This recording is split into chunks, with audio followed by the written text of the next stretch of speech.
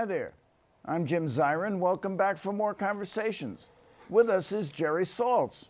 Jerry Saltz is the senior art critic for New York Magazine, and he is a critic with a capital C. He won the Pulitzer Prize for criticism this year. Jerry's mordantly colorful opinions carry a weight far heavier than that of his many contemporaries.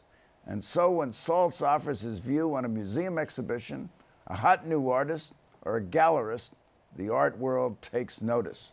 Saltz is the people's critic, bringing art to a broader audience, not only through his New York Magazine column, but also with his witty, irreverent, and unapologetic posts on social media. Jerry Saltz has, among other things, trashed the art fair phenomenon. Today, he argues the galleries have all become hamsters on wheels, going from fair to fair to fair, spending gobs of money to rent booths, hiring leggy young women to flog their wares, and all too often showing art fair art, meaning art that everyone's all too familiar with already, and maybe second-rate art at that. So what's the answer to the art fair dilemma? What's hot and what's not in art today? Jerry will tell us on our show. Jerry Saltz, welcome. It's great to be here, Jim. Thanks for the introduction. Well, you have your introduction, and now let's get down to business. Now, Jerry, how do you become an art critic? I've always wanted to be an art critic, go to all those openings and rub shoulders with the wealthy collectors and the artists and the gallerists. And how do you get to do that? Well, if you're like me, you have no degrees at all. No degrees? None. I was a wise ass when I was a kid. I tried to go to school. You're no longer a wise ass. What? You're well, I tried to go to school. I failed. I left school and wanted to be an artist. And I started making art, but after about 10 years, I sold art, I showed art, I was around, I ran an artist gallery in Chicago, but after about 10 years, I quit making art, and by the time I was 27, I dropped out. I was in exile and was a long-distance truck driver. A long-distance truck driver? The only Jewish one, I think. It's a real minority group. and so did you do any art while you were driving the truck? No, I was just filled with bitterness, cynicism, envy.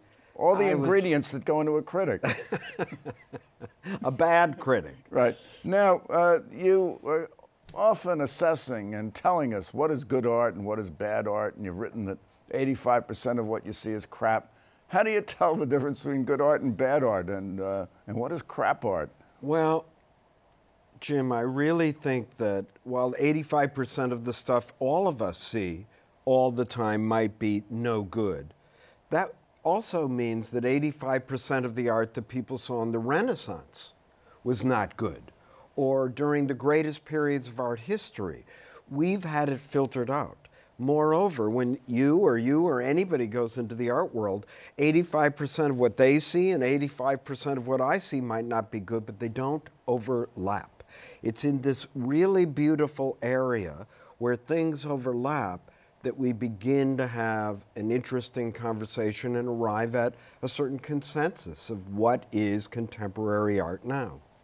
Well, you are a critic of contemporary art, and you have to remember with the passage of time, contemporary art becomes modern art, and then modern art becomes old masters. But there have been certain iconic critics of then contemporary art in the past, people like Clement Greenberg and Harold Rosenberg, and they wrote about schools of art like abstract expressionism. Do you liken yourself to them at all?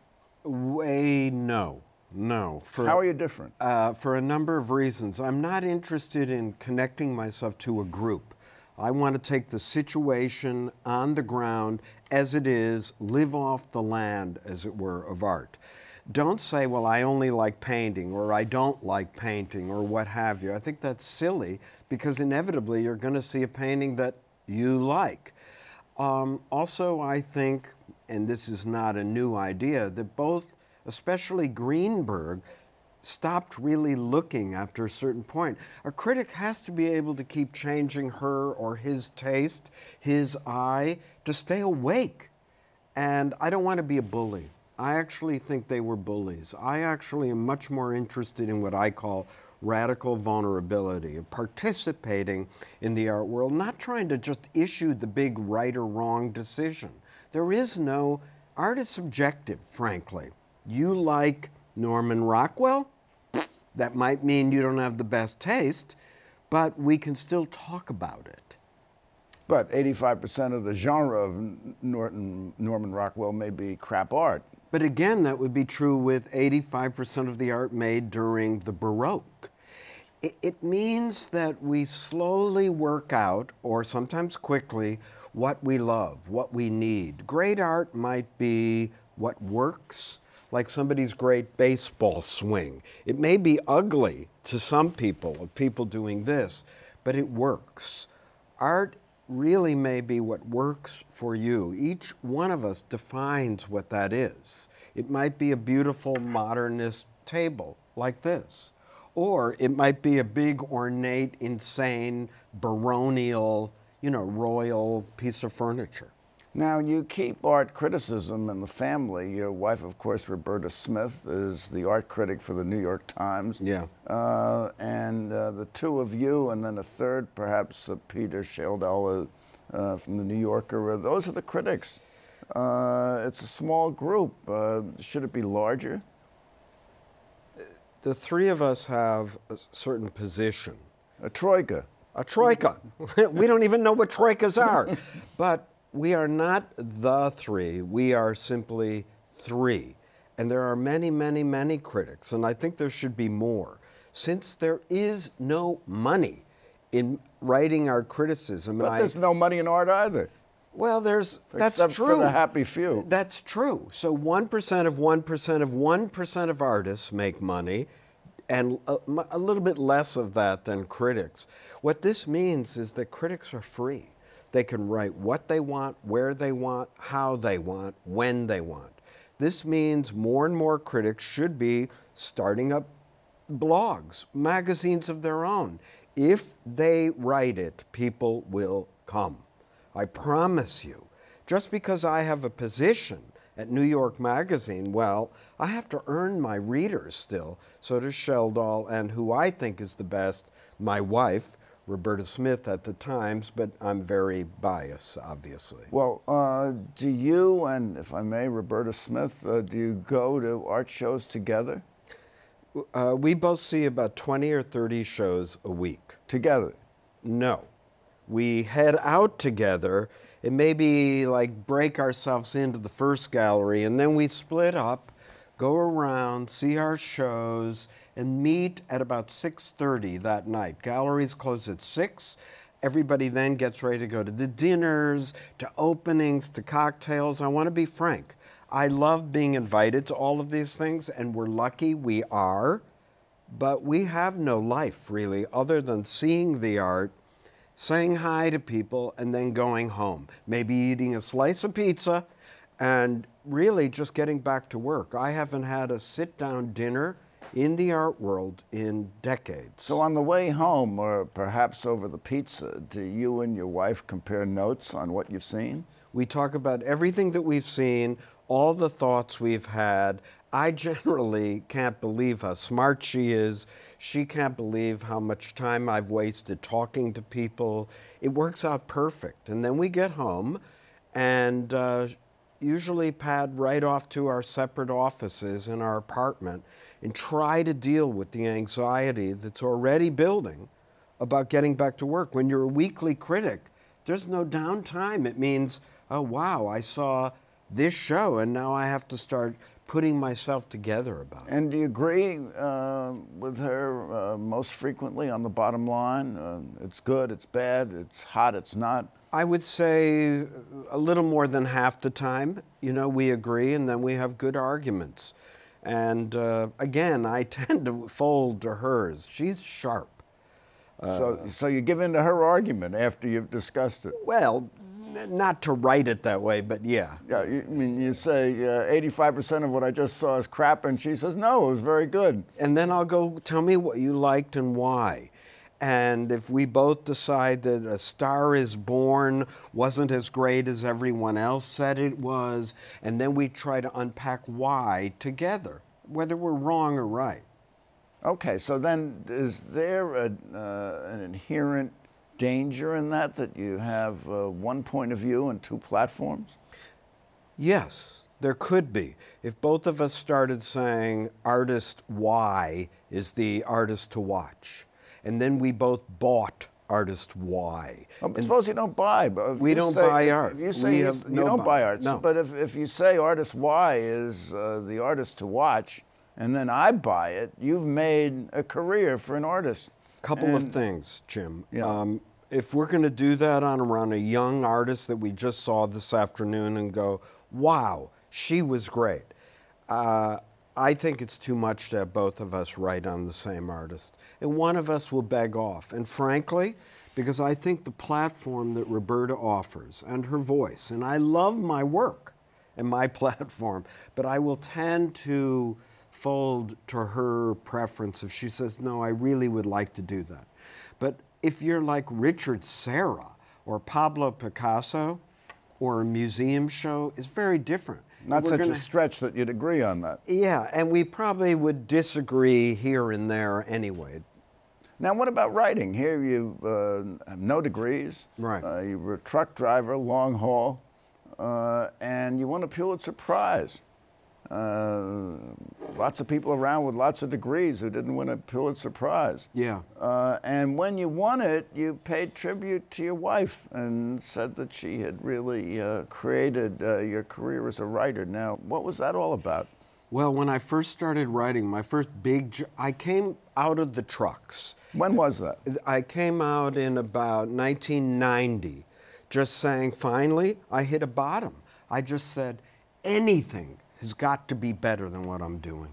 Failing, being an idiot in public, whatever it takes. And I began writing, and then in about the mid-90s, I got a call from the Village Voice. Peter Sheldall had just left to go to the New Yorker, and they said, would you like the job at the Voice? I was in shock. My wife and I both decided I should never take this job, that I'm not ready. How did they find you? Off a truck? They found me because I had been writing here and there for Time Out magazine, Art in America, other local magazines, writing as hard as I could, Jim. Just really putting it out there, trying to find my own voice. First, I tried to write smart gobbledygook like everybody else and say, the commodified object of the late capitalist simulacra with the post-Derridian. And then people would say, that's so smart. But I realized I didn't know what I was saying, that I was just writing to be told that.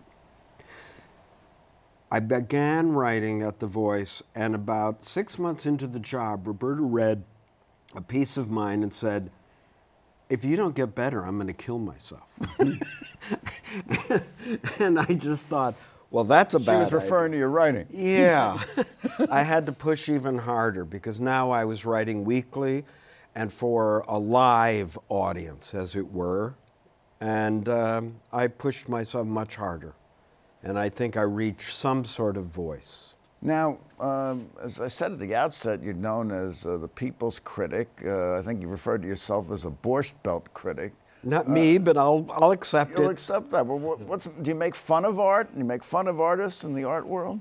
I never would punch down. I would only punch up. And I think I would only like to say things that people are already thinking anyway. I will not ever be intentionally cruel to an artist or a work of art. How about a gallerist? I mean, do you... Never. I love gallerists. You like them all?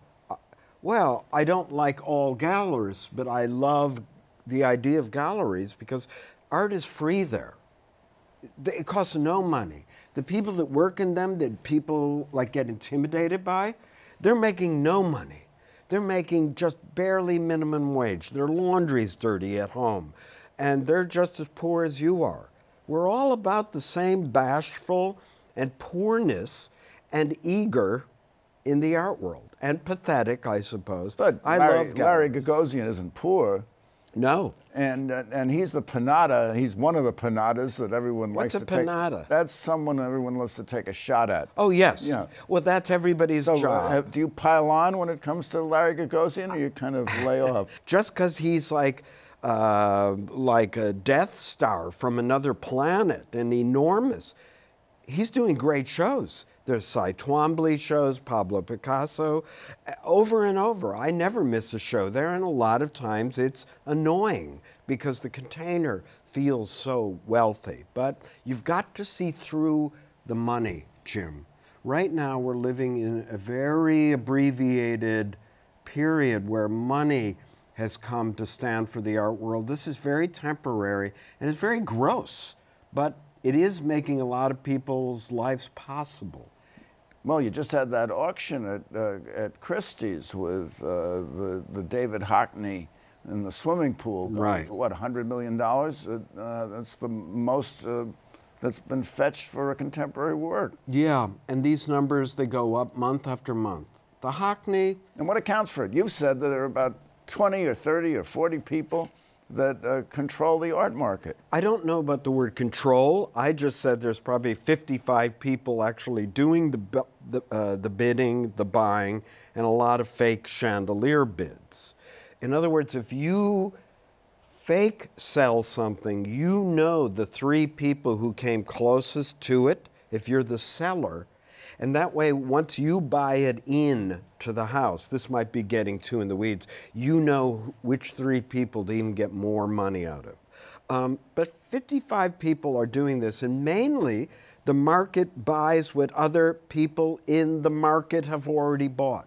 I think the Hockney is fine. He's a 90-something-year-old artist. He's very good. This painting from the early 60s is one of his better ones. Well, it's a gay theme. Is it just a trend, a fad that people are buying paintings with a gay theme? Or, no, I don't think so. An African-American theme or I think a feminist theme? All art has sexual theme, social theme. Political themes. Political theme, beauty theme, and sometimes one theme might be in front of another. In a Francis Bacon, of an exploding pope, it might be rage against religion.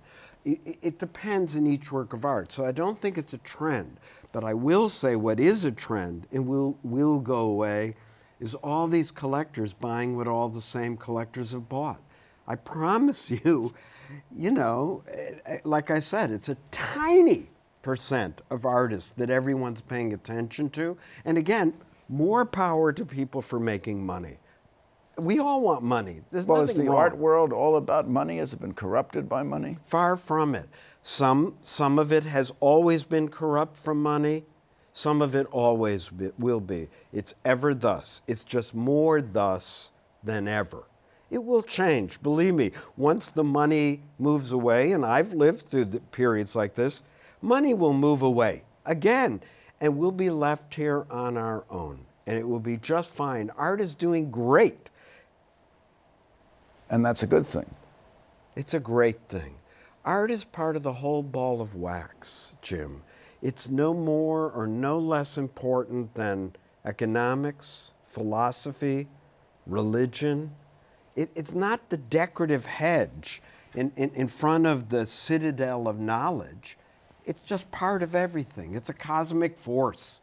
And it's been here with us since the beginning. Since before the beginning, Neanderthal made art. They had a material culture where they traded stones and made tools and made them symmetrical and made them beautiful. But they didn't sell them for $100 million. But they traded them probably for a basket or for some meat or some better flint. So they saw value in it. Because there was. Because there was.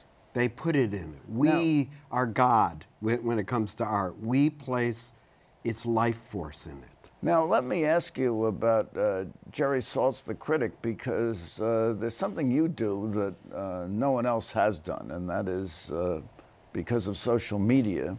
You've, in effect, promoted yourself. You have a very conspicuous Instagram account to which you're posting all the time. Yeah. Rendering advice to artists, showing pictures you like, some of them quasi-pornographic, some of them outright pornographic.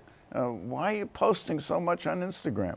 Well, my first self, my real self, is very shy, very bashful. Like I said, I don't go out. But my second self is a bit of a gregarious maniac. What happens to me at home, I spend 16 hours a day at my computer writing. And if I get an idea from something I'm thinking or writing or get anxious, I'll go online, find an image, and post it. It might be a medieval image that's recently come to light of somebody being tortured. I will post it, and maybe the people are naked. But excuse me, this was 1,000 years ago, and I'll write some sort of smart-ass reply like, here, I'm going to be teaching at your school, and this is what I'm going to do to you. People call that pornographic often.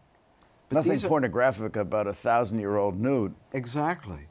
And it was a masterpiece. I've done this with Roman things.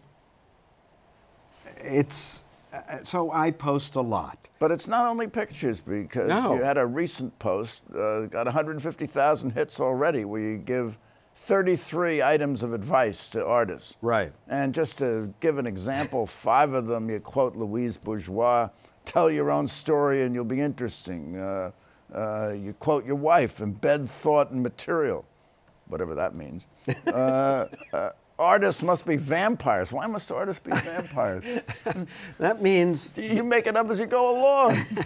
We're making it up as we go along. Everybody is. Everybody always has. But it means that artists should stay up late with each other every night, with one another, with your own kind. Well, another word of advice you have is learn the difference between subject and content. Now, there's a picture of Pope. Subject's the Pope. Right. What in hell is the content? The subject matter of the Francis Bacon exploding Pope. The subject matter might be the Pope or a Pope, but the content, again, might be rage on Francis Bacon's part, railing against religion, against authority, about claustrophobia of being placed in a box. If you want to put homosexual content in it, it's there. He's gay. It was illegal in England. When he painted that painting, he could have easily been jailed. Easily. All of that is the content of the work. It's different than a Raphael, Madonna's, or a Raphael Pope, which is beautiful. You see? Or when you see a Hieronymus Bosch portrayal of hell, even though it's horrific, it's painted with love, care, delicacy, grace. That's the content of the Bosch. So do you see Francis Bacon and the Pope as being the ancestor of Hackney, with the gay theme of 2 gay lovers breaking up, and at a time when it's legal and I think it's out of the closet? All art is part of, you're right there, that art is part of the long freight train of art history. All art, Jim, comes from other art. So it's all related. It's all part of the whole ball of wax. But never reduce any work, any great work of art, to just one idea. When you see Hamlet, it changes every time you see it. And that's what great art does. It's not just one student from Denmark worrying about his dad. It changes every time. And your Hamlet is different than my Hamlet. That's great art. Now you've written that you consider yourself the goalie of the art world. And you say you have to be pretty good to get past me. I mean, what do you mean by that? It means that I don't want to be a cheerleader. I don't want to just be rah-rah. I don't want to pick sides before the game, like I'm on the side of expressionism, or I'm on the side of neo-conceptualism. I want to be a goalie, so everybody is out there taking shots on goal all the time. I'm trying, and I'd like to fashion myself something of a goalie and say, if it gets by me, it's got to be pretty good. That idea came to me from another critic named Peter Plagens, but that's how I feel today. And I've missed a lot of bad shots have gotten past me. And a lot of great ones I didn't see coming. Many. So, Jerry, I have a question for you, maybe a couple of questions. I guess the first question that occurs to me is, why do we need art? And the second is, why do we need art critics? We need art as much as we need everything else. Like I say, it's been here since the beginning. We may not know what it's doing for us, but it is making our culture. We are making it. It then fashions us. If you think about what film noir is, in a way, you know, Dashiell Hammett might have invented Los Angeles sunsets and things like that. Maybe Monet invented sunsets or like that. This is where Jesus looks like is invented by certain Renaissance painters. That's what's in us. That's what art is doing. But why do we need art critics? I don't know. You don't know. Jerry Saltz, thank you Jim. so much for coming by. This has been marvelous. For me and too. Thank you for coming by. Tune in next week for more conversations. For Conversations with Jim Zirin, take care and all the best.